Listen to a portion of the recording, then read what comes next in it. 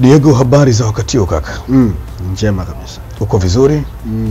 Bwana, mambo yamekuwa mengi Diego, lakini taarifa kubwa ambayo imefanya tuje hapa na tuipate kutoka kwako, kwa sababu tunafahamu ubora wa taarifa ambazo huwa unakuwa nazo wakati wote juu ya wachezaji machachari na ni hatari ndani kikosi cha Yanga, kwa maana ya Maxim pia Nzengeli kusemekana na baadhi ya vyanzo kwamba huenda mwishoni mwa msimu huu asiwe tena sehemu ya kikosi cha Young Africans. Taarifa hizo kwa mujibu wa vyanzo vyako zimekaaje?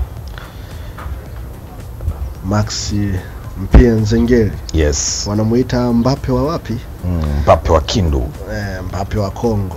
Mmoja kati ya wachezaji ambao wamekuwa na nyota iliyoendana na Young Africans tangu kuja kwao. Nakumbuka hata utaratibu wa Young Africans kuwa wanaweka vile siku ya mchezaji fulani kwenye promotion za mechi zao za kimataifa. Huo utaratibu ulianzia kwa Maxim pia Nzengeli. Yes. Wananchi walianza kwa kuchomekea wakiwa wanaiga ule mtindo wake wa kushangilia.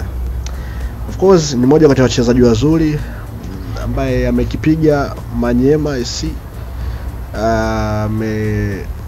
amesajiliwa na Young Africans. Tunafahamu kwamba Kongo kidogo na taratibu ambazo hazifanani na taratibu za mataifa mengi ya kisoka. Okay. Nimeona taarifa, of course umeulizia kuhusiana na kinachoendelea hivi sasa kwamba pengine ni mchezaji wa mkopo. Na mkopo wake ndani ya Young Africans ulikuwa miaka 2 umemalizika. Ndio. Hivyo Yanga wanataka kumuongezea tena mkataba mwingine wa mkopo, kitu ambacho sio cha kweli. Sio cha kweli. Kwa nini? Kwa bahati nzuri Maxim pia Nzengeli ni moja kati ya wachezaji ambao nimeshuhudia wakiwa na sign ndani ya Young Africans.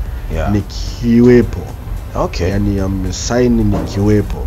Okay. Kwa hiyo ni moja kati ya wachezaji ambao kidogo najua taarifa za moja kwa moja zinazomuhusu mchezaji huyo. Ni kweli Mbappe huyu Maxim pia Nzengeli ni kweli amilikiwi na Young Africans moja kwa moja. Okay. Ila amesajiliwa na Young Africans na anaitumikia Young Africans, na hata ongezeko la mkataba limefanywa hivi karibuni. Kuongeza miaka 2 tayari limefanywa na Young Africans, na hiyo ni sehemu ya Young Africans kuboresha maslahi ya wachezaji ambao bado wanaendelea kuwahitaji kwa misimu zaidi mbeleni. Kwa nini nimesema amilikiwi na Young Africans moja kwa moja? Ni kwa sababu ya Wakongo. Mawakala wengi wa Kikongomani wamekuwa na tabia ya kushikilia wachezaji. Ndio. Unakuta wakala anamweka mchezaji kwenye timu, lakini bado yeye anaendelea kumshikilia mchezaji kwa maana ya sajili zake nini. Kongo wakala anaweza kukupa mchezaji na bado akaendelea kumtafutia timu mchezaji. Mfano ni Mpanzu. Mpanzu anaitumikia Simba, lakini wakala wake bado yuko sokoni kumtafutia Mpanzu timu.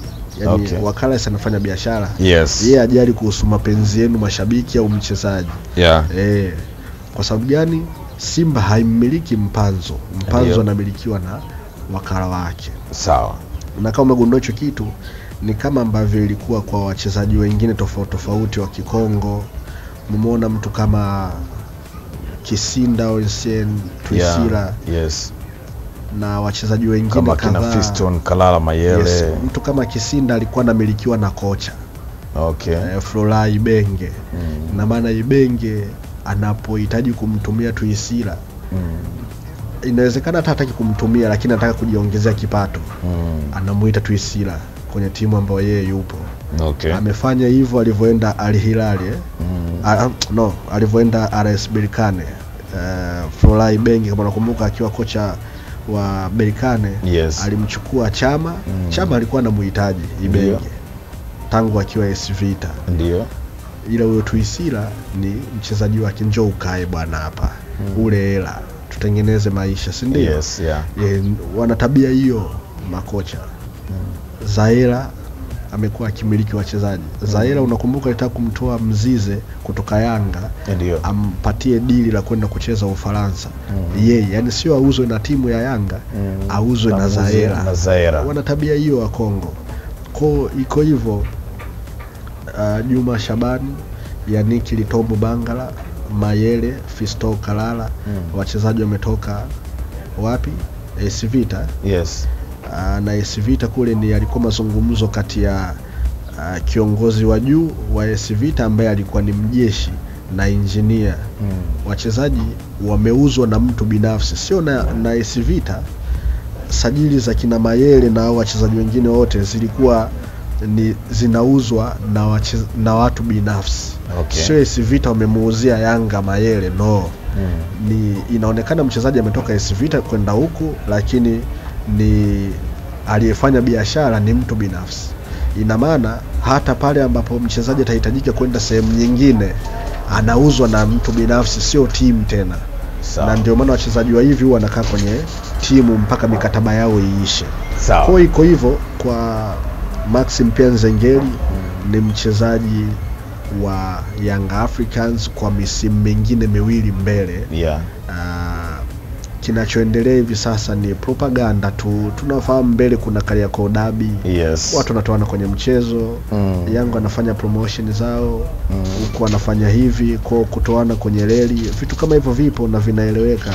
Okay. Lakini haiondoi ukweli kwamba Young Africans wana mkataba na Maxim Pia Nzengeli.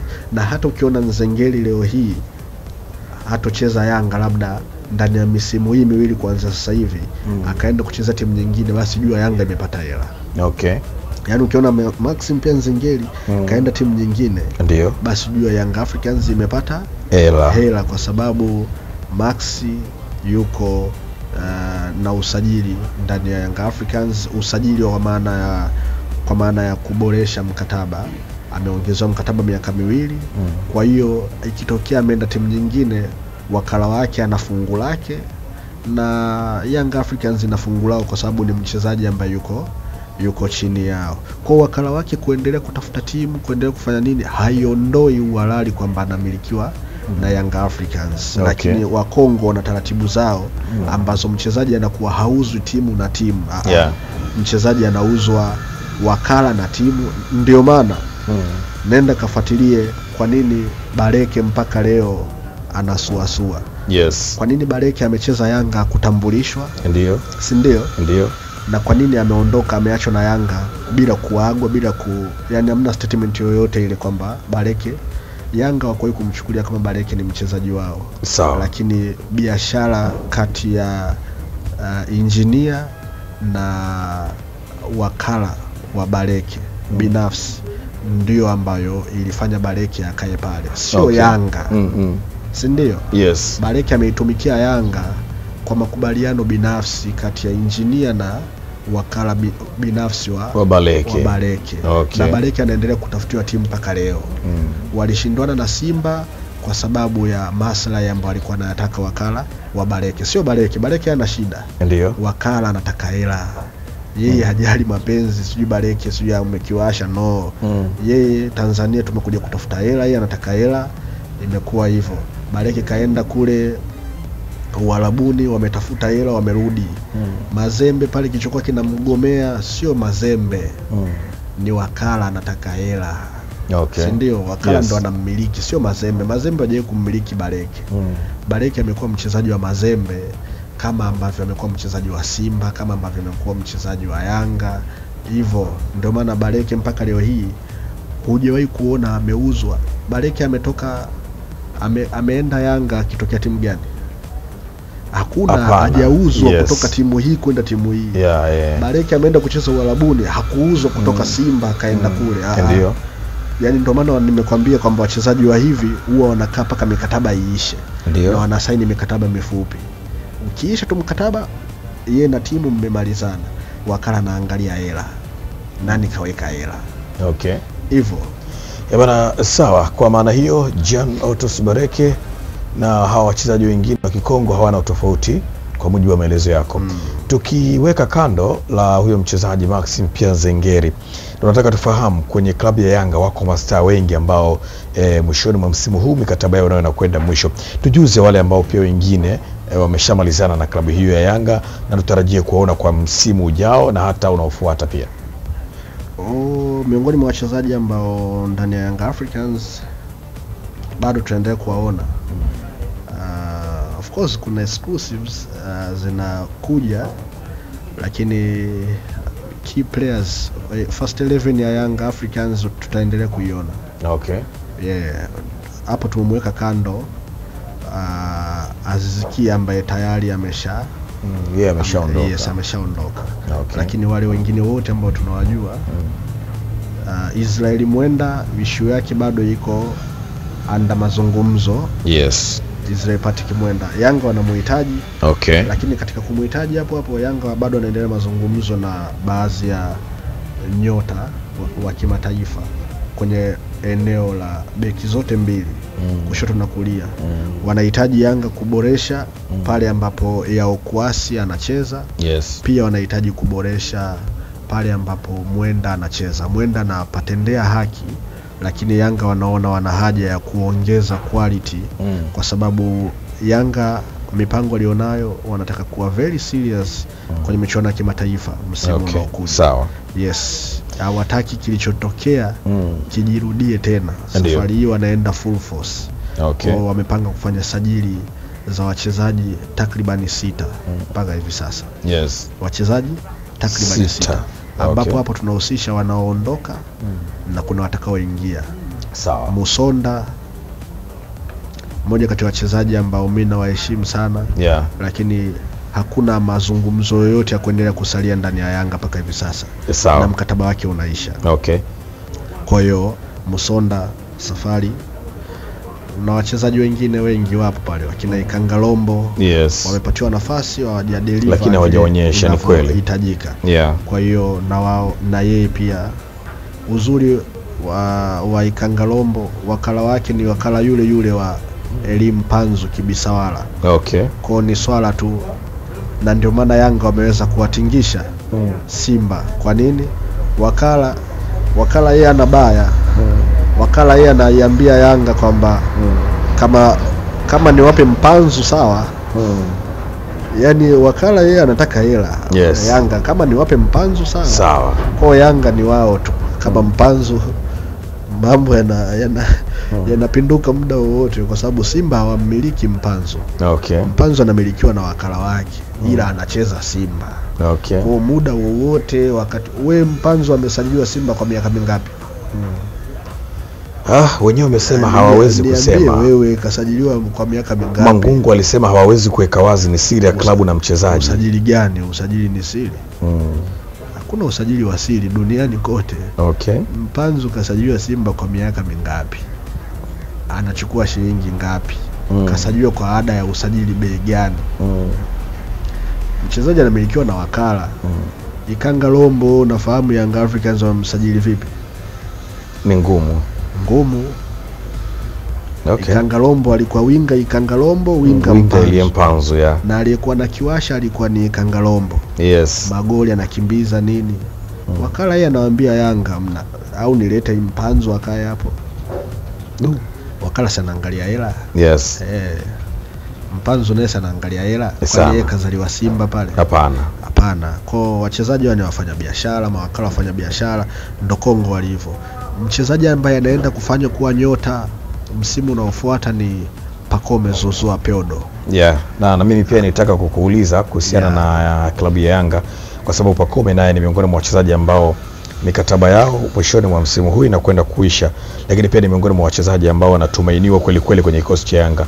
Vipi mkataba wake ukisha, kwa sababu anahusishwa naye kung'oka kwenye kikosi cha Yanga Afrika kwa msimu ujao? Je, ni kweli atang'oka ama tayari matajiri wa Kariakoo wameshaweka fedha na atasalia?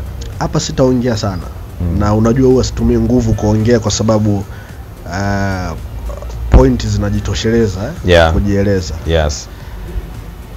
Pacome Zouzoua ni miongoni mwa wachezaji ambao imeshindikana kumfanya kuwa top player.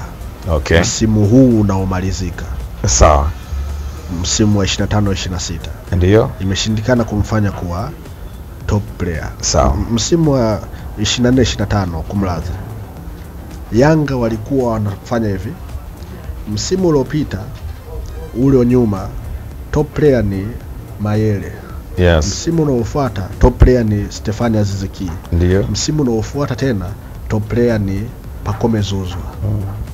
Na moja kati ya vigezo vya Yanga kumbakiza Pacome kwamba sisi tutakufanya kuwa mchezaji main hapa Yanga na kwenye ligi. Na Aziz Ki alikuwa tayari, kwa sababu Aziz Ki alikuwa anajua huu ni msimu wake wa yeye kuondoka Yanga. Yes. Yalishazungumzwa kwamba sisi tunataka ukae hapa uondoke kwa hela nzuri. Kwa hiyo kwa sasa hivi ni safari ya Pacome kwenda kuuplift profile yake, achukue MVP wa ligi. Okay. Angalia msimu ulioisha ule kwenye walivyokuwa nachukua kombe nini, treatment walizokuwa nampa Pacome. Yes. Na wakawa nasema haondoki. Vikao vilivyoendelea pale ni kwamba salia hapa, sitakufanya kuwa. Imeshindikana msimu huu. Msimu unaofuata Pacome ndio anaenda kuwa main man pale Yanga. Okay. Yes, na mengine anafuata baada ya hapo. Mkataba wa miaka 2 umewekwa mezani, miongoni mwa wachezaji watakaokuwa wanalipwa vizuri zaidi ndani ya Young Africans na ligi kuu kwa ujumla, kwa sababu mchezaji anayelipwa zaidi alikuwa ni Stefani Aziz Ki. Ndio. Yes, simzungumzii Ahmada. Ahmada simzungumzii kwa sababu mkataba wake una vipengele vingi sana ambavyo havitimii. Kwa nini? Kwa sababu Azam sawa walimleta wao, lakini kwa sasa wamemtoa kwa mkopo, kwa hiyo kuna punguzo ambalo limekuwa likikatika. Kwa hiyo Pacome anaenda kuwa miongoni mwa wachezaji wanaolipwa zaidi, akiwa sambamba na Chama Kratos. Yeah. Yes, na wachezaji wengine itakuwa ni exclusive. Wakati mwingine tutaangalia list ya wachezaji wanaolipwa zaidi ndio nchini Tanzania. Kwenye hiyo orodha Faisal yupo, Dube yupo. Okay. Tutawapanga sasa kwa namba, nani anaanza, anafuata nani. Lakini hilo mimi kwa leo nashukuru, naomba nikomee hapa. Bwana Diego Mashuhuri, mimi pia nikushukuru sana kwa ushirikiano wako. Shukrani sana. Asante sana bro. Asante sana. Kutana na MC Sisco, MC ambaye atasimamia sherehe yako kikamilifu na kuifanya iwe na viwango vya kimataifa. Kutokana na uzoefu alionao katika tasnia ya UMC, uandishi wa habari na utangazaji. Ukiwa na harusi, send-off ama events mbalimbali, muite naye atakuhudumia. Pia ana huduma za picha pamoja na video zenye ubora wa HD. Ana sound ya mziki mkali pamoja na DJ anayekizi vigezo vya DJ. Ofa sasa, usafiri bure kwa maharusi, zawadi ya picha mbao kwa maharusi, bila kusahau photo magazine. Kama unahitaji sherehe yako ionekane ya kisasa, jibu ni Sisco J Entertainment. Wanafanya kazi ndani na nje ya Dar es Salaam. Kwa maelezo zaidi piga 0782055044 au tembelea kurasa yake ya Facebook Nicholas Johnny, Instagram Sisco J_5. MC Sisco, Master of Ceremony.